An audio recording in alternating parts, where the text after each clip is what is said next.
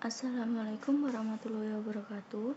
Kami dari kelompok 8 yang beranggotakan saya Lutfia Sita Anggraini bersama dengan Mar'atul Maskuratun Hikmah akan menjelaskan tentang langkah hukum dalam penyelesaian sengketa kontrak. Saya Lutfia Sita Anggraini akan menjelaskan tentang awalnya pengadilan sebagai satu-satunya lembaga penyelesaian kontrak. Pada dasarnya, setiap kontrak atau perjanjian yang dibuat, para pihak harus dapat dilaksanakan dengan sukarela. Namun, dalam kenyataannya, kontrak yang dibuatnya seringkali dilanggar. Penyelesaian sengketa di bidang kontrak dapat dibagi menjadi dua macam, yaitu melalui pengadilan dan di luar pengadilan.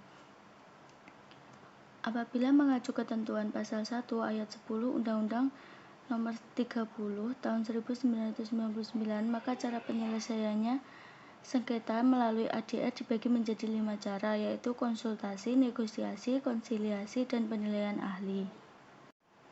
Pola penyelesaian sengketa dibagi menjadi dua, yaitu the binding adjudicative procedure, yaitu suatu prosedur penyelesaian sengketa yang di dalam memutuskan perkara hakim mengikat para pihak, dan the non-binding adjudicative procedure, yaitu suatu proses penyelesaian sengketa yang di dalam memutuskan perkara hakim atau orang yang ditunjuk tidak mengikat para pihak.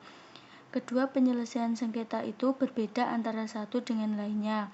Perbedaannya terletak pada kekuatan mengikat dari putusan yang dihasilkan oleh institusi tersebut. Saya Mar'atul Maskuratun Hikmah akan melanjutkan presentasi tentang lembaga jaminan kebendaan dan grosse akte pengakuan utang sama dengan keputusan pengadilan yang telah mempunyai kekuatan hukum tetap. Yang pertama yaitu lembaga jaminan kebendaan. Lembaga jaminan kebendaan dibagi menjadi dua berdasarkan jenis bendanya, yaitu benda tidak bergerak dan benda bergerak. Apabila yang menjadi objek jaminan merupakan benda tidak bergerak, maka lembaga jaminan dapat berbentuk hipotek dan hak tanggungan. Sedangkan jika yang menjadi objek jaminan merupakan benda bergerak, maka lembaga jaminannya adalah gadai dan fidusia. Yang kedua yaitu grosse akte pengakuan utang. Grosse akte pengakuan utang merupakan kekuatan eksterior seperti putusan pengadilan yang telah mempunyai kekuatan hukum yang tetap sehingga apabila ditaati secara sukarela dapat dieksekusi melalui pasal 195 HIR.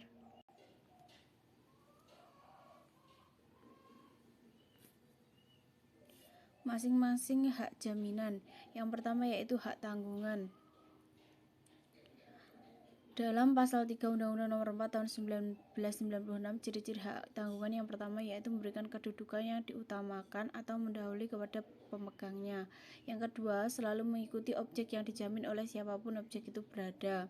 Yang ketiga, memenuhi asas spesialitas dan publisitas sehingga dapat mengikat pihak ketiga dan memberikan kepastian hukum kepada pihak-pihak yang berkepentingan.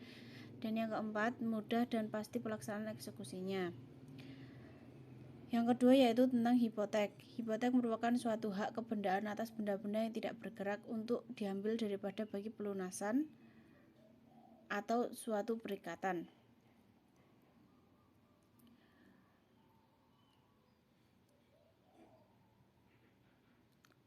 Hipotek mempunyai sifat yang hak kebendaan umumnya. Yang pertama yaitu absolut, yaitu hak yang dapat mempertahankan terhadap tuntutan siapapun. Yang kedua, droit de suite, artinya hak tersebut selalu mengikuti bendanya.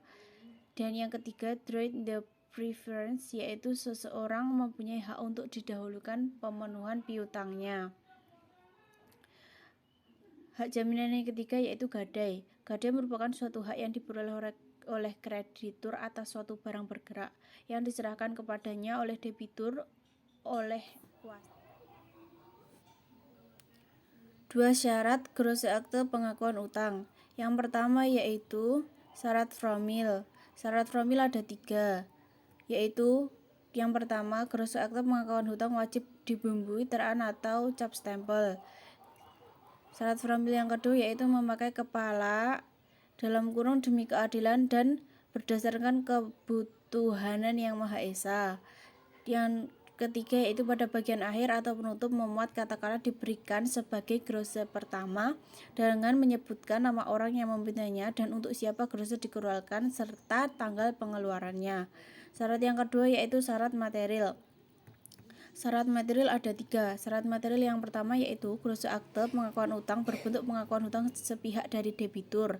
Syarat material yang kedua yaitu glose akte pengakuan hutang harus murni berisi pengakuan hutang, tidak boleh ditambahkan persyaratan lain ataupun dicampur adukan dengan perjanjian jaminan atau hak tanggungan. Syarat material yang terakhir yaitu dalam glose akte pengakuan hutang jumlah hutang harus disebutkan secara pasti. Demikian presentasi dari kelompok kami. Apabila ada kurang lebihnya mohon maaf. Wassalamualaikum warahmatullahi wabarakatuh.